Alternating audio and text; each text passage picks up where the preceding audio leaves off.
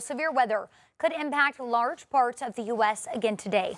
Overnight, a string of tornadoes touched down in at least 5 states, killing at least 2 people in Indiana. A tornado touched down just before nightfall, just outside of Chicago, Illinois, spinning across farmland and racing toward homes. The storm's speed and force stunned residents as it tore through neighborhoods. It also dropped softball-sized hail that could be the largest that the state has ever seen. In Aroma Park, entire blocks were leveled with roofs ripped off, buildings and homes torn apart, leaving neighborhoods nearly unrecognizable.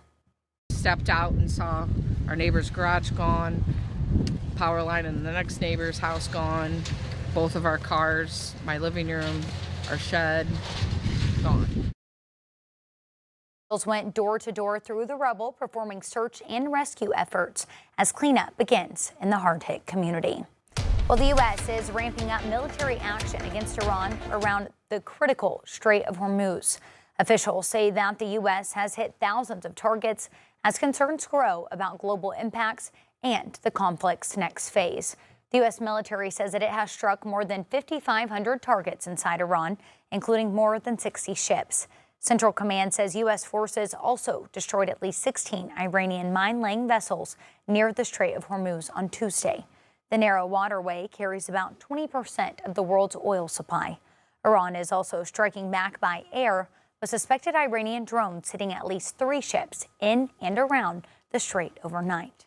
The U.S. military is drawing up additional options following the president's directive to continue keeping the Strait of Hormuz open.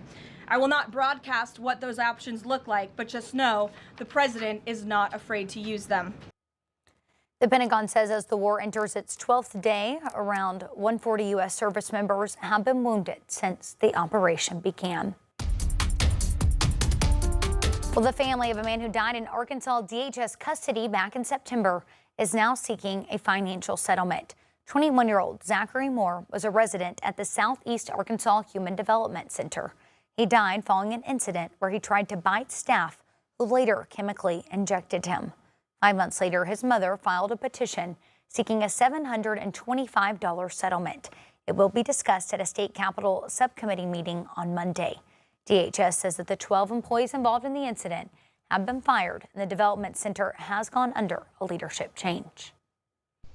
Well, the Washington County Sheriff's Office says that they're looking to speak with the person in connection with a breaking and entering case. Take a look at this video. They posted this online asking for help identifying the man in the video. They say a theft of property recently happened in the northwestern part of the county. The Sheriff's Office says if you have any information, please contact them. And new at noon, a new math intervention program implemented in the Rogers School District is catching the Arkansas Secretary of Education's eyes. Secretary Jacob Oliva got a first-hand look at how it's working at Oakdale Middle School. The program helps identify what math skills students may be missing, and it also allows teachers to prepare personalized lessons for students. The program, called New Classrooms, is already in 200 schools across 25 states. Olivia says that it could be a new state standard. Anytime we look at interventions, typically we know a one-size-fits-all approach doesn't work well for every student across the school district or across the state, which is why this is a little bit more unique, because each one of these lessons are personalized based on the gaps in skills or accelerated opportunities that this student is showing. And as we're looking at how well it's being implemented, there is a strong possibility that we may want to scale this across the state as well. Oliva chose to visit Rogers because this is the first school district in the state to implement this math teaching program. Well, Fort Smith city directors are considering bringing back an ordinance that prohibits any forms of camping or sleeping on city property. Directors voted against it in late 2024. At the time, the ordinance mirrored a law passed by City Council in Oregon. The board also talked about new bits that came to install the new water slides at Pear Island Water Park. There will be 2 projects, and the issue was placed on next week's regular meeting agenda. Well, March is Women's History Month, and one Fort Smith museum is using its history to help educate visitors about the role that women played in the city's past. 5 News reporter Claire Everbach has the story from Fort Smith.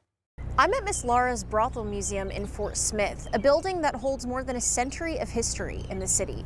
Today, people can come through here and visit to learn more about the women who worked here and the lives they lived. The building was constructed in 1898 and operated as a brothel for many years, first run by Laura Ziegler and later Bertha Gale. Known for its elegance and high standards, Miss Laura's was a well-known establishment in Fort Smith before becoming a social club.